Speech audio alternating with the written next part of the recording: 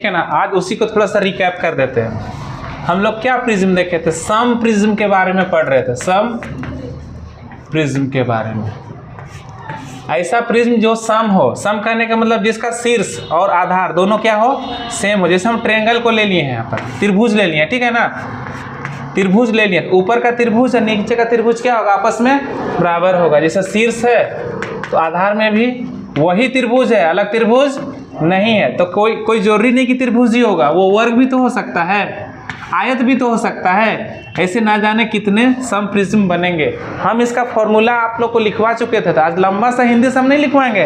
हम क्या लिखवाए थे, लेटरल सरफेस एरिया, शॉर्ट में लिखवा रहे हैं। क्या लेटरल सरफेस एरिया के लिए क्या जानना जरूरी है, पेरीमीटर जानना जरूरी है। कहाँ का, बेस का पेरीमीटर, और उसको किससे गुना कर देंगे, हाइट से। उसके बाद हम लोग क्या देखे थे लेटरल सरफेस एरिया के बाद, उसके बाद हम लोग देखे थे टोटल सरफेस एरिया, कुल पृष्ठीय क्षेत्रफल। ये तो होगा ही होगा, नहीं होगा प्लस क्या होगा, बेस का एरिया होगा, बेस का एरिया होगा। बीए मतलब क्या, बैचलर ऑफ आर्ट्स। यहाँ पर क्या होगा, क्या होगा, बेस एरिया होगा। लेकिन बेस एरिया कितना लेंगे हम लोग, 2 बार लेंगे। ये सम प्रिज्म लेना है। प्रिज्म बहुत प्रकार का भी हो सकता है, जैसे वर्ग है, ऐसा जरूरी थोड़ी कि त्रिभुज है ऊपर में नीचे में वर्ग बना देंगे, तो ऐसा हम लोग का सिलेबस में नहीं है। ऊपर त्रिभुज तो नीचे भी त्रिभुज, जितना बड़ा साइज का है उतना बड़ा साइज का कहाँ होगा, नीचे। उसी को बोल रहे हैं सम प्रिज्म के बारे में हम लोग क्या पढ़ना है सिलेबस में हम लोग का। तो तीसरा हम लोग क्या देखे थे, वॉल्यूम ना। वॉल्यूम को हम क्या लिख रहे हैं, भी से आयतन निकालने के लिए क्या बताए थे, क्या फॉर्मूला था। ये किसी भी ठोस के लिए अप्लाई होगा, सिर्फ इसके लिए नहीं हम बोल रहे हैं। जितना भी ठोस आकृति सॉलिड फिगर होता है सबके लिए यही फॉर्मूला होता है। क्या अगर हम बेलन बनाएंगे उसके लिए अलग फॉर्मूला लिखेंगे क्या, यही फॉर्मूला से काम नहीं चल जाएगा क्या। सिलेंडर बनाएंगे तो क्या लिखे थे हम लोग, बेस एरिया इंटू हाइट, था कि नहीं था बताइए लास्ट क्लास में। तो हम इसको बहुत लंबा हिंदी से नहीं लिख रहे हैं, बस इसको क्या कर दे, रिकैप कर दे, जो लोग नहीं आए थे उनके लिए, ठीक है। अब हम क्वेश्चन लिख रहे हैं, लिखवा रहे हैं, आप लोग लिखिए। देखो ये सवाल में क्या बोल रहा है, जो त्रिभुज है वो क्या है, समभुजीय है। समभुजीय मतलब क्या होता है, जिनकी सभी भुजाएं आपस में क्या हो, बराबर हो। तो मतलब इसको ए मान लेंगे, ए मान लेंगे, ए मान लेंगे, समबाहु त्रिभुज हो गया। इससे हमको क्या बनाना है, प्रिज्म बनाना है। तो नीचे भी वही साइज का होगा, क्योंकि हम लोग सम प्रिज्म के बारे में पढ़ रहे हैं। ये भी ए होगा, होगा कि नहीं होगा। और इसका क्या क्या दिया हुआ है, यहाँ का बीच वाला बिंदु, यहाँ का सेंटर बिंदु, ये हाइट होता है ना। क्या दिया हुआ है सवाल में, सवाल में क्या दिया हुआ है, वॉल्यूम दिया हुआ है। वॉल्यूम का सूत्र क्या होता है, बेस एरिया इंटू कितना होता है, हाइट होता है। और इसका ऑलरेडी वैल्यू दिया हुआ है कितना, 40√3। बेस एरिया हमको मालूम है, लेकिन ये समबाहु त्रिभुज है, बेस एरिया। तो समबाहु त्रिभुज का फॉर्मूला क्या होता है, √3/4 भुजा स्क्वायर। अब भुजा हमको मालूम है, ये नहीं। हाइट मालूम है, हाइट भी नहीं मालूम है, भुजा भी नहीं मालूम है। लेकिन एक चीज और दिया हुआ है सवाल में, कोई बात नहीं, अगर नहीं भी दिया हुआ तो अगला कुछ तो दिया होगा ना, तब तो बन पाएगा। क्या दिया हुआ है, लेटरल सरफेस एरिया बोलो या कर्व सरफेस एरिया बोलो, कितना दिया हुआ है, 120 दिया हुआ है। तो क्या होता है लेटरल सरफेस एरिया, किसको बोलते हैं, आधार का परिमाप निकालो, पेरीमीटर निकाल लो। तो पेरीमीटर कितना होगा, तो आप बोलिएगा सर पेरीमीटर 3a होगा। तीनों भुजा को जोड़ेंगे वही ना परिमाप होता है। ए कितना बार है, 3 बार है। 6 ठो रहता तो 6a होता है, 4 ठो रहता तो 4a होता है, 3 बार है तो 3a पेरीमीटर हो गया। तो पेरीमीटर होने के बाद हम क्या निकाले, हाइट कितना है, h 120 हो गया। 3 से इसको कट कर दिए, 3 चौके 12। तो s बराबर कितना हो जाएगा, 40/a।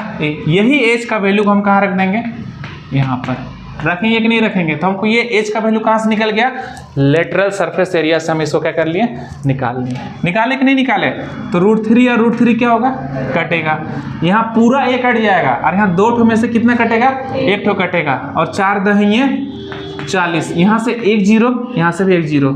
सिर्फ इधर कितना बचा, बराबर से इधर 4 बचा, इधर क्या बचा, a बचा। तो हमको यही निकालना था कि नीचे वाले भुजा, मतलब कि तल की भुजा की लंबाई क्या होगी। तो भुजा की लंबाई कितना आ गया, 4 सेंटीमीटर। आप लोग समझ पाए कि नहीं समझ पाए, ठीक है, लिखिए, उतारिए। इस सवाल में क्या बोला है, यहाँ पर ना समषष्ठभुज वाला प्रिज्म है, मतलब रेगुलर हेक्सागोन। अब समषष्ठभुज बोलने का मतलब हेक्सागोन मतलब कितनी भुजाएं होंगी इनकी?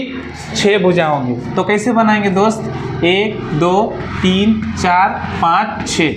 इसी से क्या बनाना है हमको? प्रिज्म बनाना है। तो हम ऊपर केवल बना रहे हैं, नीचे नहीं बना रहे ना। क्यों फालतू का टाइम वेस्ट करेंगे बना के? क्योंकि यही साइज का कहाँ होगा? नीचे होगा। और कितनी भुजाएं होंगी इसकी? 6 भुजा होंगी। और अगर यहाँ सेंटर से अगर हम सबको मिला देते हैं, इसे सबको मिला देते हैं, तो कितनी त्रिभुज बन रही है? 1 2 3 4 5 6। लेकिन हाँ, भुजा का मान ऑलरेडी सवाल में दिया हुआ है। कितना दिया हुआ है? 6 दिया हुआ है, 6 दिया हुआ है। और क्या चीज़ दिया हुआ है? जल्दी से बताइए। भुजा का मान 6 दिया हुआ है, तो और क्या चीज़ दिया हुआ है? कुल टोटल सरफेस एरिया का वैल्यू कितना दिया हुआ है? 216√3। लेकिन इसका फॉर्मूला क्या होता है टोटल सरफेस एरिया का? तो हम किसे निकालते हैं टोटल सरफेस एरिया का? बेस परिमीटर इंटू हाइट लेना पड़ता है, और 2 इंटू क्या होता है? Base area.